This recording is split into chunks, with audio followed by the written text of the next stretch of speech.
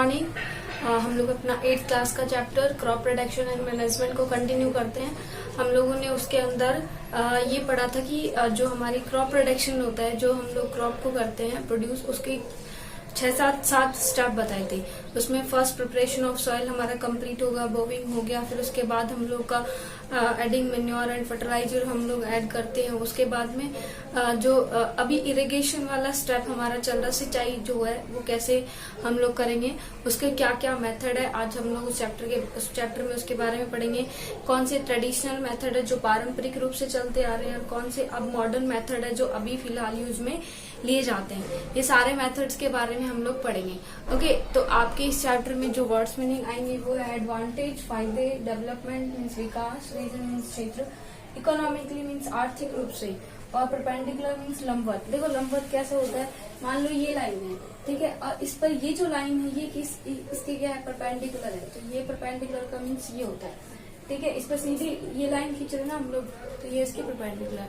तो हम लोग क्रॉप प्रोडक्शन एंड मैनेजमेंट में हम लोग आज इरिगेशन जो हमारा है, यानी सिंचाई कैसे करते हैं, उसके क्या स्टेप्स हैं, वो हम लोग क्या करेंगे, कंप्लीट करेंगे। Okay, now let's start. जो स्टूडेंट्स हम क्रॉप प्रोडक्शन मैनेजमेंट चैप्टर पढ़ थे, उसके अंदर हम लोगों ने ये वाला पढ़ लिया था कि क्रॉप कैसे प्रोड्यूस की जाती है। उसमें एग्रीकल्चर प्रैक्टिसेस मीन्स जो क्रॉप जब हम प्रोड्यूस करते हैं तो उसमें क्या क्या प्रैक्टिसेस यूज होती है वो। फिर उसके 7 स्टेप्स के बारे में हम डिटेल से पढ़ रहे थे। ये वाले हम सब लोगों ने पढ़ लिए, सोविंग, बोविंग, ठीक है।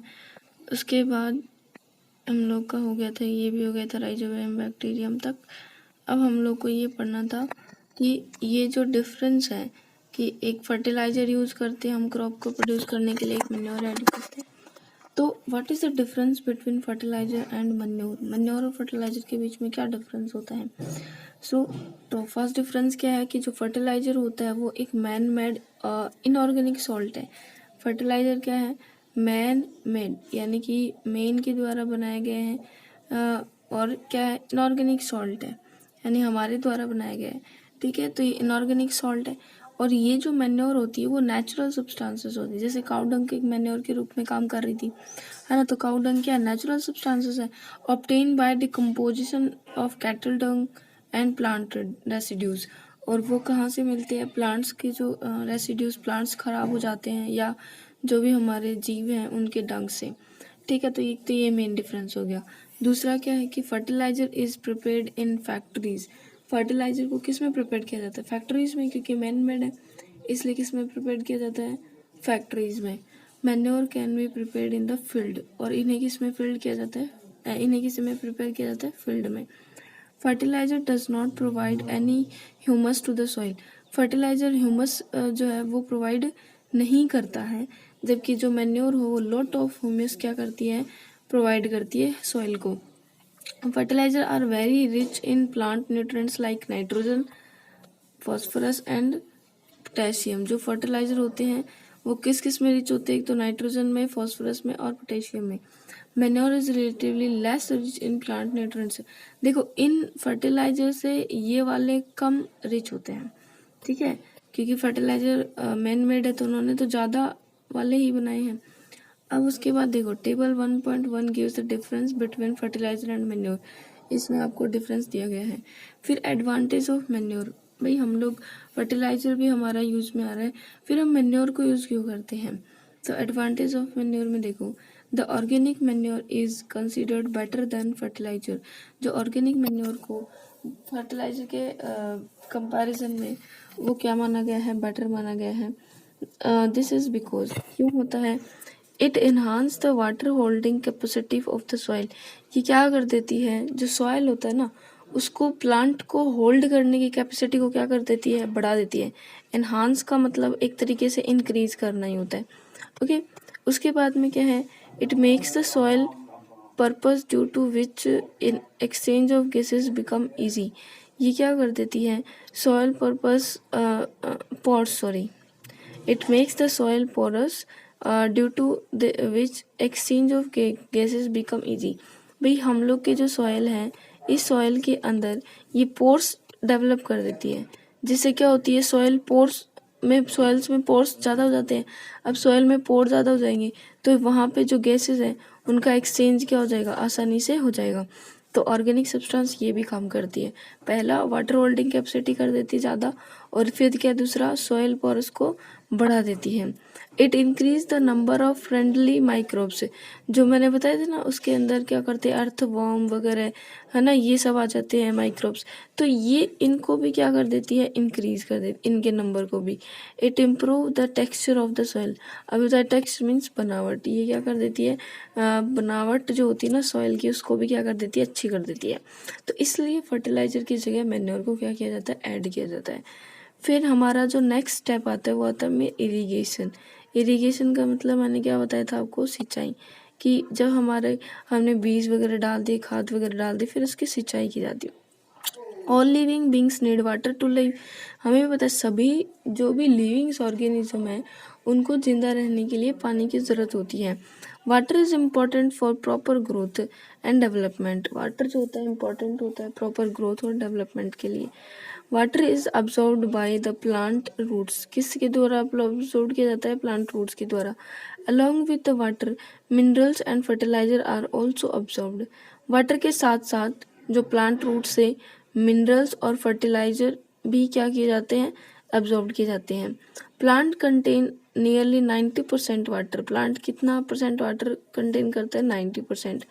Water is essential because germination of seed does not take place.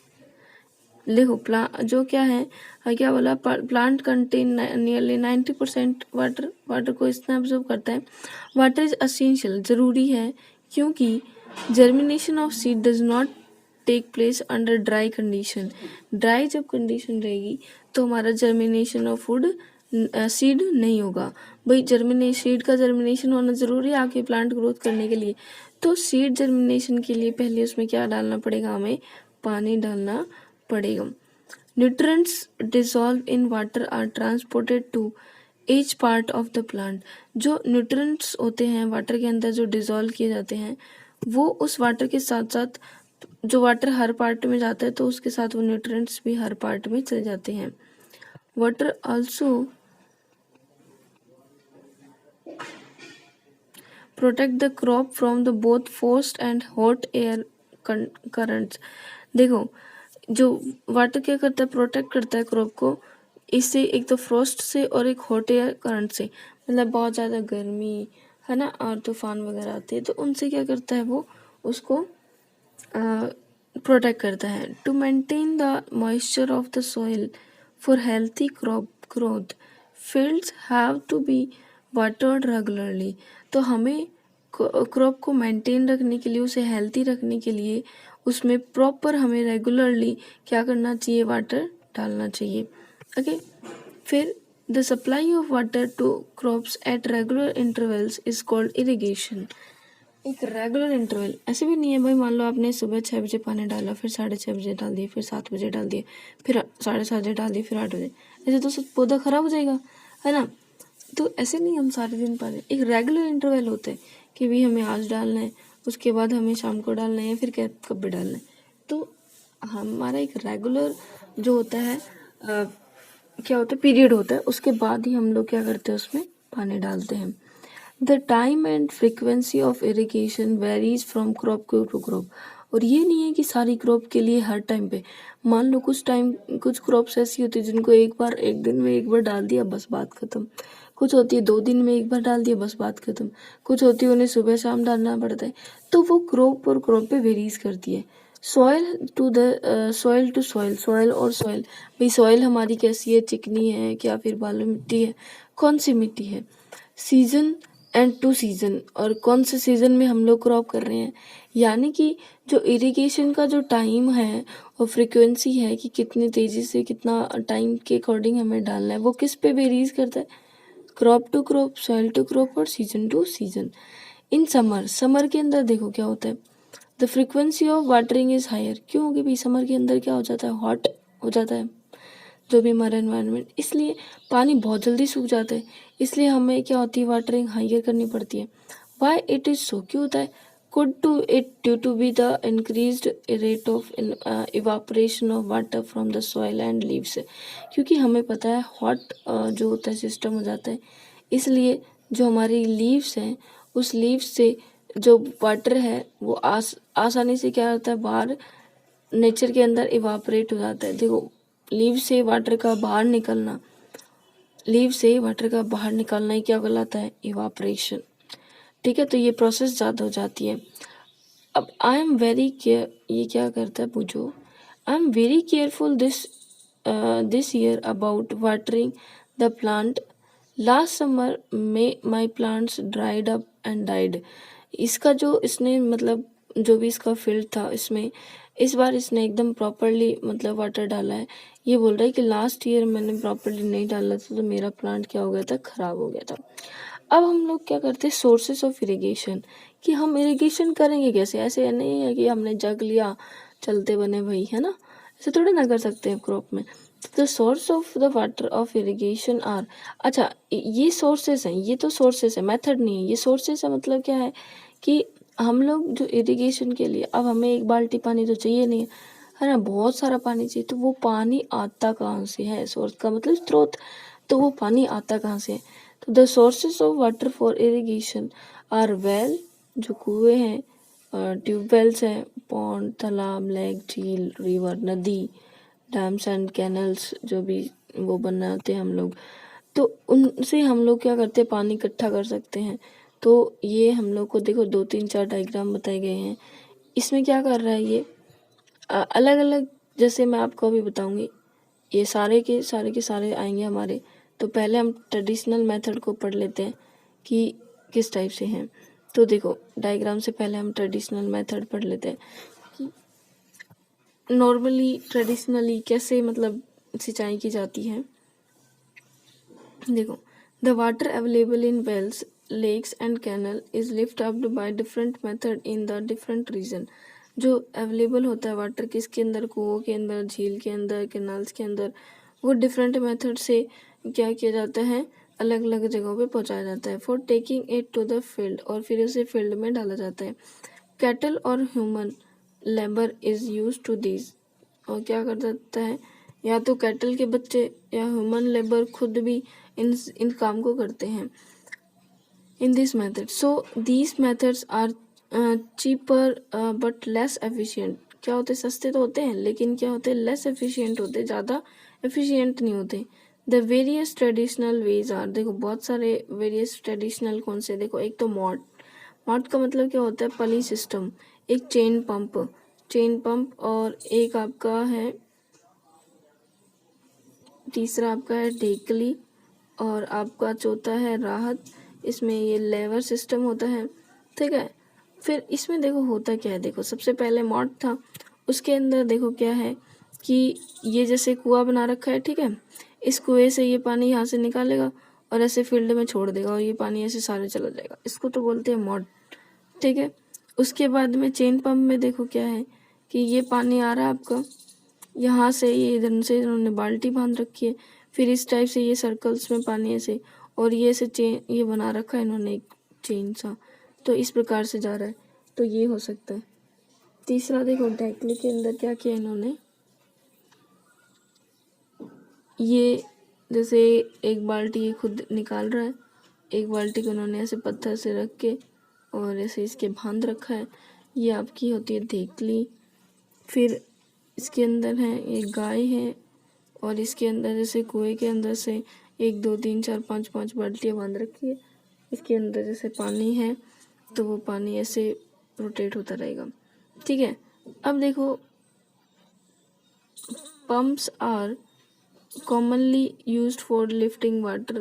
Diesel, biogas, electricity and solar energy is used to run these pumps. जो पंप्स को ज़्यादा यूज किया जाता है, और फिर इन पंप से जो चेन पंप है ना ये आपका ये वाला, इस मेथड को ज़्यादा यूज किया जाता है। और ये जो चलता है ये चलता किससे है, या तो डीजल से चल जाता है, बायोगैस से चल जाता है, इलेक्ट्रिसिटी से चल जाता है, इनसे चल जाता है। अब मॉडर्न मेथड पे आते हैं, ये तो हमारे पुराने मेथड हो गए। मॉडर्न मेथड में क्या होता है, modern method of irrigation help us to use water economically, मतलब हम लोग का ये देखा गया था कि मतलब मॉडर्न मेथड में जो इकोनॉमिकली आर्थिक रूप से भी वो सही हो, पैसों के मतलब लगते हैं उसमें the main method use as follows. सबसे मेन मेथड देखो, एक तो स्प्रिंकलर सिस्टम। स्प्रिंकलर सिस्टम में क्या होता है, this system is more useful on the uneven land where sufficient water is not available. ये मेथड कहाँ पर यूजफुल होता है, उस लैंड पे जहाँ पर सफिशिएंट वाटर अवेलेबल नहीं होता है। The perpendicular pipes having rotating nozzle. यहाँ पर क्या होता है, देखो ये परपेंडिकुलर पाइप, मैंने बताया था परपेंडिकुलर आपको अभी भी, कि इस टाइप से जब हम डालते हैं उसको बोलते हैं परपेंडिकुलर। ठीक है, तो यहाँ पर एक ऐसे परपेंडिकुलर पाइप है, ये देखो ऐसे बन रही नहीं है क्या, ठीक है। इस पाइप के साथ में, ये नोजल्स के साथ में ऐसे जुड़ा हुआ है। On the top are joint to main pipeline, और फिर उसे मेन पाइपलाइन के साथ जोड़ा जाता है एट रेगुलर इंटरवल पे। When water is allowed to flow through the main pipe under pressure with the help of a pump. फिर क्या होता है, मेन पाइप में जैसे ही पानी आता है, it escape from the rotating nozzle. तो रोटेटिंग जो नोजल है उससे ये पानी इसमें चला जाता है। It gets sprinklered on the crop as if it is running, है ना। Sprinkler is very useful for lawns, coffee plantation and several other crops. मतलब लोन में, और ये स्प्रिंकलर मेथड क्या किया जाता है, यूज किया। देखो मैं आपको दिखाती हूँ डायग्राम के अंदर। पीडीएफ तो सबके पास है ही ना, हाँ। अब देखो ये वाला है ना, इसमें देखो ये इन्होंने क्या किया है, ऐसे नोजल पाइप ये यूज की है। अब ये पाइप्स को इन्होंने क्या किया, देखो ये डाल दिया, फिर अलग जगह पे एक इसको निकाल दिया, एक अलग जगह पे इसको निकाल दिया कि ना। अब क्या करेंगे, यहाँ से मेन पाइपलाइन तो ये है, यहाँ से पानी, तो पहले पानी इसमें चला जाएगा, फिर प्रेशर से इसमें आ जाएगा, फिर ऐसे से हर जगह इन्होंने क्या बना रखे, ऐसे ही बना रखे हैं। तो this is called sprinkler system. Okay, जो दूसरा सिस्टम, और ये किसके लिए यूज किया जाता है sprinkler system, lawn, coffee plantation and several other crops. ठीक है, उसके बाद में जो दूसरा हमारा जो सिस्टम होता है वो होता है हमारा ड्रिप सिस्टम। ठीक है, तो हम लोग ड्रिप सिस्टम को पढ़ लेंगे, कल पढ़ लेंगे। ठीक है, आज हम लोग यही पढ़ते हैं। ड्रिप सिस्टम भी आपके पास है, ये तो है ही पीडीएफ, आप इनको अच्छे से लर्न किया करो कि कैसे कैसे होता है। ठीक है, और आप अपनी कॉपी में नोट डाउन करोगे difference between fertiliser and manure. तो ये आपका होमवर्क है, होमवर्क नोट कर लेना सब लोग। होमवर्क है कि कॉपी में नोट डाउन करना है क्या difference between fertiliser and manure. ठीक है, एक क्वेश्चन तो ये आप नोट करोगे। दूसरा क्वेश्चन आप करोगे ट्रेडिशनल मेथड फॉर इरिगेशन। तो इनके नाम लिखने हैं आपको, तो इन चारों के नाम लिखोगे, एक तो मोट, एक चेन पंप, और एक आपका था डेकली, और एक राहत। तो इन चारों के नाम लिखोगे, तो क्या लिखोगे, ट्रेडिशनल मेथड ऑफ इरिगेशन। दूसरा क्वेश्चन ये है, देखती हूँ मैं कौन कौन काम करके जमा कराता है। हाँ, तो स्टूडेंट्स जो आपको चैप्टर में वर्ड मीनिंग लिखाई जा रही है वो अपनी कॉपी में नोट डाउन करिएगा। वर्ड मीनिंग के बाद जो भी मैं आपको होमवर्क बोलती हूँ, जब मैं आपको बुक से रीडिंग करा रही होती हूँ, तो उस टाइम पे जैसे मैंने कल 7th क्लास को बोला था, 6th क्लास को, ये जो मैं आपको बताती हूँ लास्ट में कि ये आपको डायग्राम बनाना है, ये आपको बनाना है, तो आप उसे अपनी कॉपी में नोट डाउन करेगा। जो भी टेबल फॉर्मेशन के लिए दी जाती है, बुक पढ़ाते टाइम मैं आपको टिक लगवाती हूँ कि ये आपको अपनी कॉपी में नोट करना है, तो वो आप अपनी कॉपी में नोट कीजिएगा। ठीक है, और जो भी आपको होमवर्क के तौर पे दिया जाए उसे होमवर्क को कंप्लीट करना। ठीक है, अपना काम कंप्लीट करके सर को सबमिट कराइए, और उसके बाद मैं आपको चेक करके बताऊंगी कि आपने सही किया है कि गलत किया है। ठीक है, तो अपना काम कंप्लीट करना, और उसके बाद इसमें जो भी आपको वर्ड्स मीनिंग्स में जैसे स्टार्टिंग में लिखवाती हूँ, वो वर्ड मीनिंग भी अपनी कॉपी में करना, लर्न करना उनको, ताकि क्योंकि हम लोग थोड़ी थोड़ी पढ़ेंगे, एक साथ सारी नहीं पढ़ेंगे, पूरे चैप्टर में बहुत सारी हो जाएंगी। ठीक है, तो थोड़ी थोड़ी 8-7 हम लोग पढ़ लेंगे डेली की, उससे आपको पूरा चैप्टर क्या हो जाएगा, क्लियर हो जाएगा, और हर वर्ड मीनिंग भी हो जाएंगी।